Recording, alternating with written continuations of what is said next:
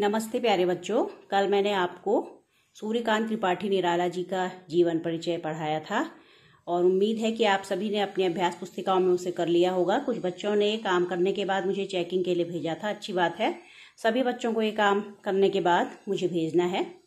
आज हम उत्साह जो कविता है निराला जी की, उसका पाठ प्रवेश में आपको पढ़ाते हुए कविता का सार बताऊंगी। आप सभी बच्चे ध्यानपूर्वक सुनेंगे। देखिए, उत्साह एक आह्वान गीत है जो बादल को संबोधित है। उत्साह का अर्थ तो हम सभी जानते हैं बच्चों, उत्साह मतलब जोश। तो इस कविता का शीर्षक ही उत्साह है और कवि ने इस कविता में आह्वान किया है किसी का। आह्वान का अर्थ है पुकारना या बुलाना। तो किसे बुला रहे हैं कवि? बादल को बुला रहे हैं। अब बादल को क्यों बुला रहे हैं, देखिए आगे समझते हैं।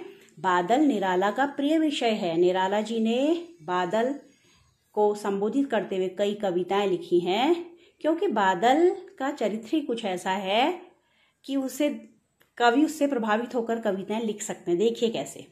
कविता में बादल एक तरफ पीड़ित प्यासे जन की आकांक्षा को पूरा करने वाला है। बादल क्या करते हैं? जब गर्मी से लोग बेहाल हो जाते हैं तो बादलों की प्रतीक्षा करते हैं। तो इस तरह से पीड़ित प्यासे लोगों की जन यानी लोगों की इच्छा को पूरा करने वाला है बादल। जब रिमझिम बरसात होती है, बहुत अच्छी सी लगती है, लोगों की प्यास बुझती है, खेतों में सिंचाई हो जाती है। आप तो जानते हैं कि भारत जो है कृषि प्रधान देश है और अधिकांश यहाँ की कृषि किस पर निर्भर है? वर्षा पर ही निर्भर है। तो इसलिए बादलों की प्रतीक्षा रहती है। इस तरह से बादल सभी लोगों, पीड़ित प्यासे लोगों की क्या है, आकांक्षाओं को पूरा करने वाला है। तो कभी कभी तो बादल इस रूप में मिलता है जबकि लोगों की आकांक्षाओं को पूरा करता है, लेकिन दूसरी तरफ देखिए और क्या काम होता है।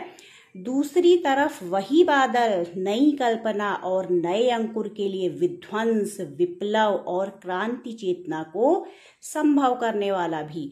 और यही बादल बच्चों जो हमें पहले रिमझिम फुहार के रूप में बरसकर आनंद प्रदान करता था, वही बादल कभी कभी विध्वंस लाता है। ध्वंस यानी सब कुछ नष्ट कर देता है। विप्लव, तूफान, हलचल मचा देता है और क्रांति को भी संभव करता है, बदलाव को संभव करता है। जब हम देखते हैं कभी कभी बहुत बिजली गिर जाती है, सब कुछ नष्ट हो जाता है, वज्रपात हो जाता है, बिजली गिरने की घटनाएं हम सुनते हैं, तो उस समय सारी चीजें नष्ट होकर नए सिरे से बदलाव आता है। तो बादल इस रूप का भी आता है। दो रूप हैं बादल के, उन दोनों रूपों को कवि ने बताया है इस कविता में। कवि जीवन को व्यापक और समग्र दृष्टि से देखता है। कवि जीवन में केवल एक कल्पना नहीं करते, बल्कि समग्र अर्थात जीवन में दुख भी आते हैं, सुख भी आते हैं, सारी चीजों को कवि देखते हैं। तो उसी रूप में उन्होंने बादल के दोनों पक्ष देखे हैं। कभी आनंद देने वाला है तो कभी कभी विध्वंस लाने वाला है। नए बदलाव के लिए हमेशा क्या करना पड़ता है? क्रांति करनी पड़ती है। बहुत आनंददायी चीजों से क्रांति नहीं आती है बच्चों। तो बादल के दोनों रूप निराला जी ने देखे हैं। क्या बताया है कविता में? कह रहे देखिए, कविता में ललित कल्पना और क्रांति चेतना दोनों है। कविता में कल्पना भी की उन्होंने बादल की, ललित कल्पना, सुंदर सी कल्पना की है, और क्रांति के लिए चेतना भी है। सामाजिक क्रांति या बदलाव में साहित्य की भूमिका महत्वपूर्ण होती है। अब देखिए, कवि ने बादल, जो इस कविता में बादल लिया है, उसे दो रूपों में देखा है बच्चों।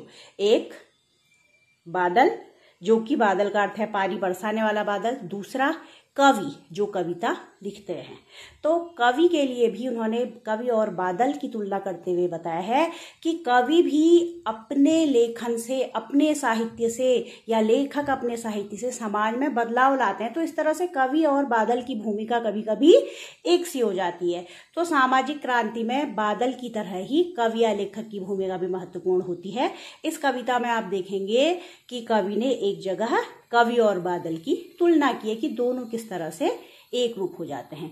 निराला जी इसे नवजीवन और नूतन कविता के संदर्भों में देखते हैं। निराला जी का कहना है कि अब जो कवि है, ये कविता बच्चों तब लिखी गई थी जब हमारा देश गुलाम था।